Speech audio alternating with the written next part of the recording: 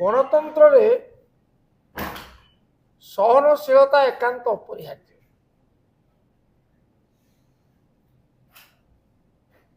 सरकारी दलर असहिष्णुता आज सबु कालर सीमा टपी जहां नहीं आज विधानसभा झड़ सृष्टि एवं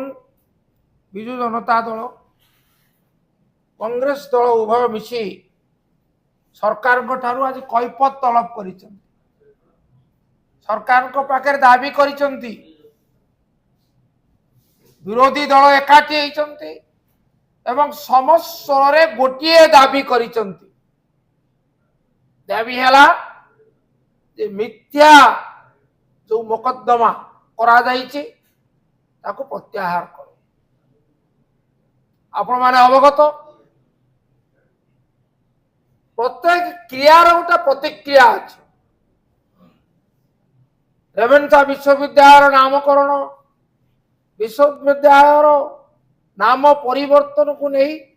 आपण वितर्क आह्वान कले ये क्रिया प्रतिक्रिया स्वरूप विभिन्न महल मत आसिला। विशेषकर छात्र छात्री महल रेवेन्सा विश्वविद्यालय अध्ययनरत छात्र छात्री महल बुद्धिजीवी महल चिंताशील व्यक्ति महल एवं नागरिक समाज महल प्रतिक्रिया सृष्टि है। किए तांकर अभिमत रखिले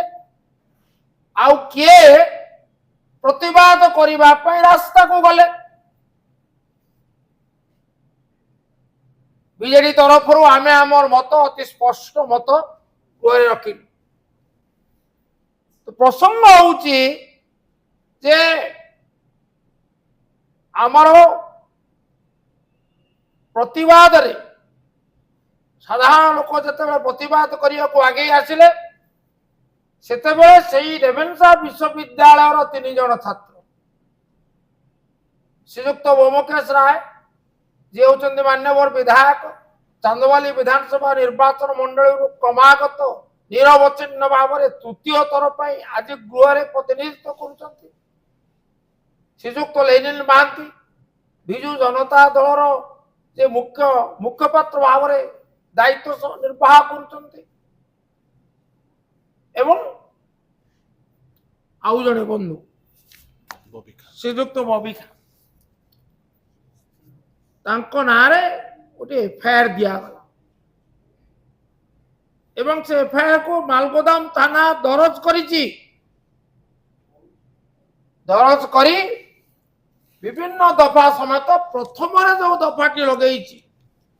1959 मसीहा आर्म्स एक्ट 27 धारा से लगे। बर्तमान आप से एफआईआर को देखिए से एफआईआर को देखिले पढ़िले गोटे थर पढ़िले a casual reading of the FIR will lead to the conclusion that यह मिथ्या यह मनगढ़ा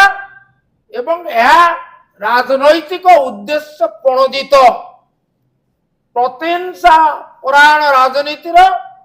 यह हूँ गोटे निच्छक प्रतिफलन। एफआईआर अभियोगकारी अभियोग करछंती मु पढ़ी सुनाई दउची जोड़िए धाड़ी से कहते आसामी माने विभिन्न प्रकार मारणास्त्र धरी आम मान को आक्रमण करने गोड़ाइबा फल आमे जीवन विकल से स्थान छाड़ी आतंकित अवस्था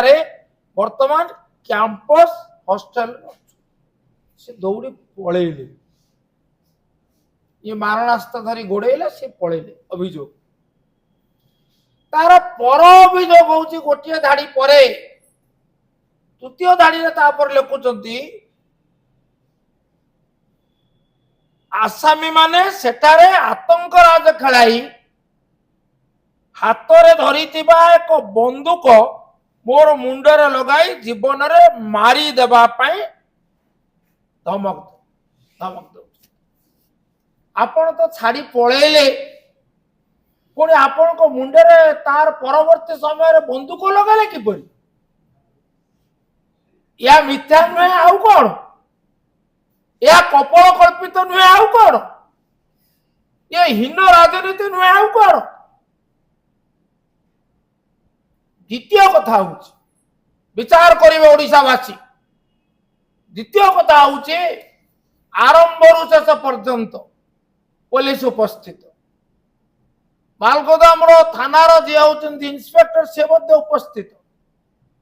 पुलिस उपस्थित रे आसामी माने बारणास्त्र धरी गोड़ेले आसामी माने बंदूक धरी मुंडरे लगाई मारी दबा को धमक देले पुलिस कौन करता बारणास्त्र पर आप धरी पारे ना यह अपराध व्यवहार कर तो द्वितीय धरी पारे ना you can not carry fire arms that is prohibited under the law से तो धरी पारि था पुलिस थाई दीर्घ समय थारी जदि धरी नाही यह स्पष्ट प्रमाणित करुची जे अभियोग मिथ्या यार आमे दृढ़ निंदा करुचु आपण विरोधी को स्वर चपे देबा पाई उद्यम निवृत्त रुहंतु प्रतिहिंसा राजनीति दूर रुहंतु आओ प्ररोचना दे ये जो अभियोग आनी से अभियोग आपण प्रत्याहार करंतु एकमात्र दाबी जदि आपण आईन रो शासन रे विश्वास करंती काली विधानसभा रे उत्तर दे सरकार तरफ कहते आईन ता बाटे जीव ये आईन ता बाटे जाऊची ना मिथ्या मोकदमा रे जी आम विरुद्ध रे मुंड खोलिला मुह पाटी खोलिला तुंड खोलिला ताकू ए मोकदमा रे फंदी दिया जाउची या अत्यंत दुर्भाग्यजनक मार निंदा करूची प्रत्याहार दाबी करूची एफआईआर रो एवं ता सहित आउ एक दाबी करूची जो वितर्क को आह्वान करिसंती भारतीय जनता पार्टी रो वरिष्ठ नेता तथा मंत्री से राज्यव्यापी जो प्रतिक्रिया सृष्टि होती नेड़ीगुड़ कहूणी को जीवा पूर्व राज्य सरकार तांकर स्पष्ट मत रखंतु मुझे प्रसंग जाऊ चाहे ना मु केवल निर्दिष्ट भाव में कथा कहवाक चाहे राज्य सरकार तुनी पड़ा उचित नुहे मौन व्रत पालन करवा ये समय आदौ स्मरणीय नुहे सत्साहस अच्छी तो राज्य सरकार आभिमुख्य रेवेन्सा विश्वविद्यालय नाम परिवर्तन बाबद स्पष्ट करंतु प्रत्याहार करंतु मिथ्या कपल कल्पित हीन राजनैतिक उद्देश्य प्रणोदित ये अभियोग को जहाँ आमर 3 जन वरिष्ठ नेता बंधु मान विरुद्ध करा विरोधी को स्वर चपे देवा विरोधी को स्वर चपीब ना नीरवी देव ना जहाँ यथार्थ एवं जहाँ जनस्वार्थ पर उद्दिष्ट ताकू कहवा बीजेडी केबे पछकू जीव ना या आमर चेतावनी।